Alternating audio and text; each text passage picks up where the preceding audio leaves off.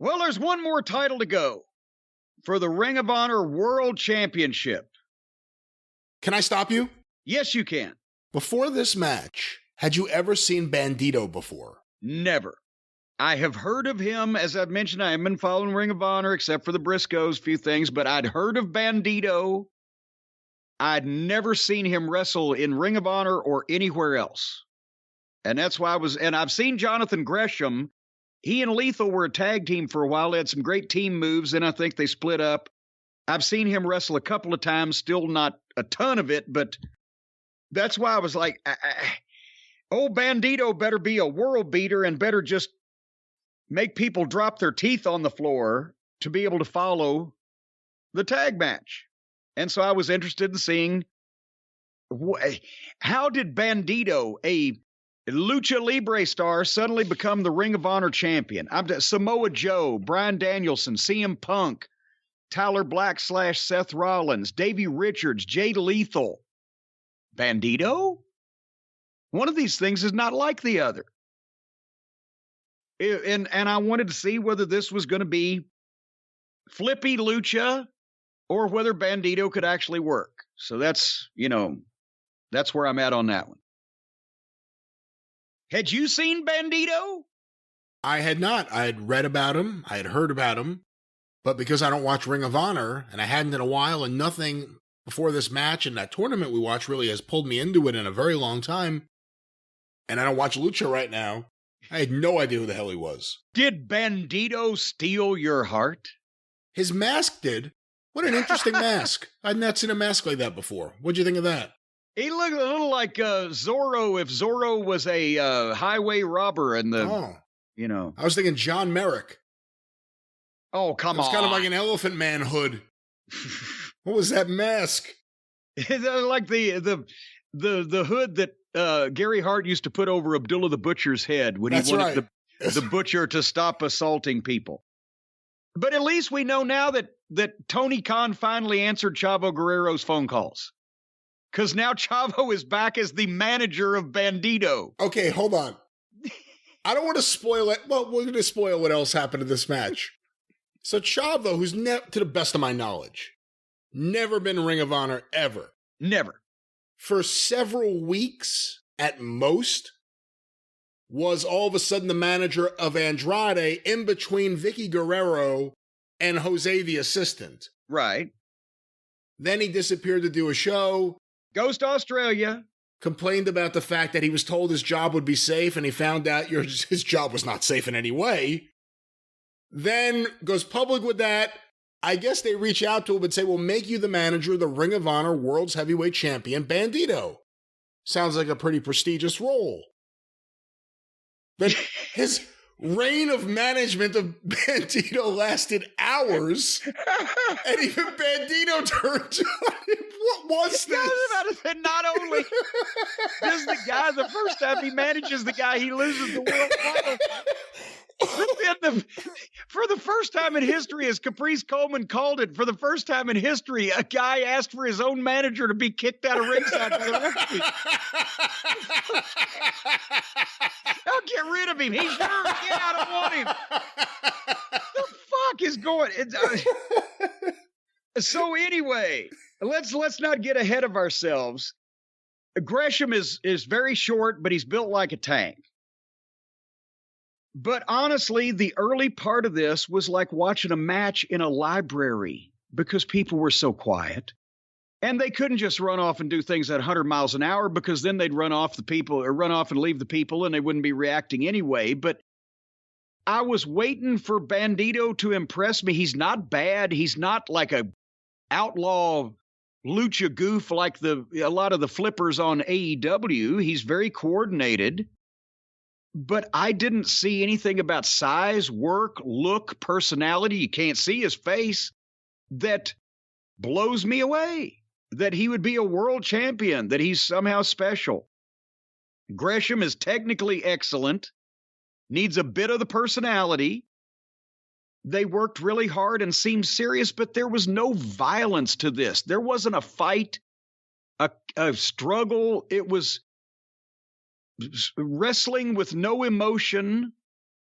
Bandito has the mask. You can't see his face. Gresham needs a high gear emotionally, not necessarily physically, but emotionally.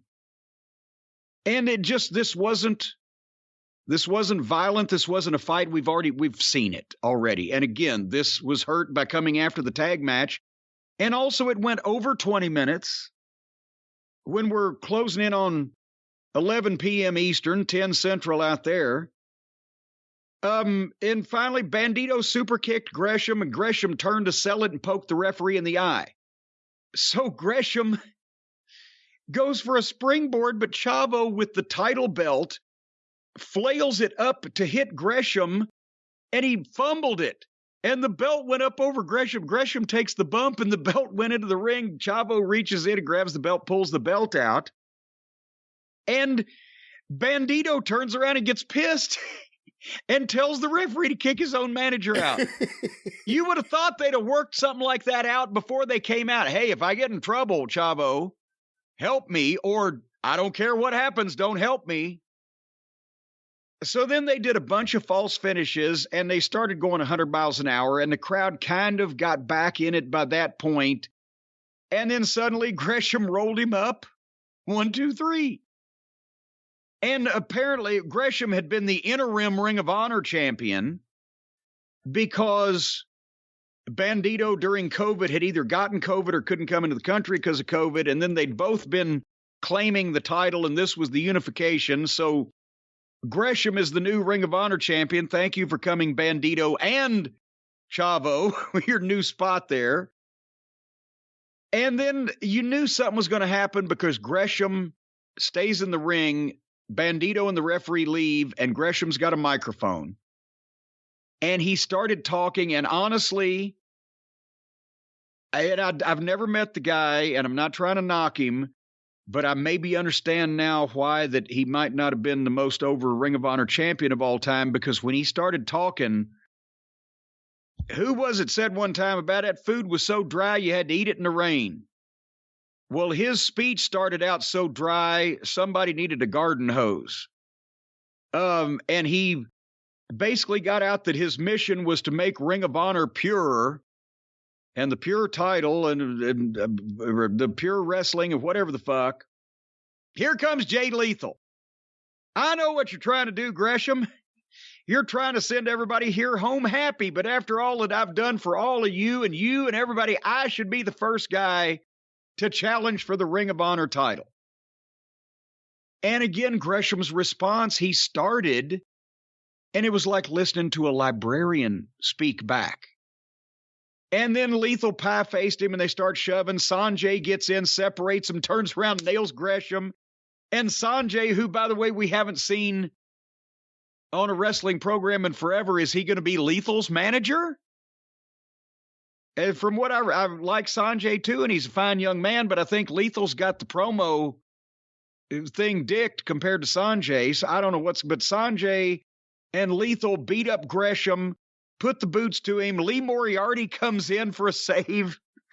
Goddamn, I'm glad I wasn't down and in need. If I had to depend on Lee Moriarty, they gave him the lethal injection.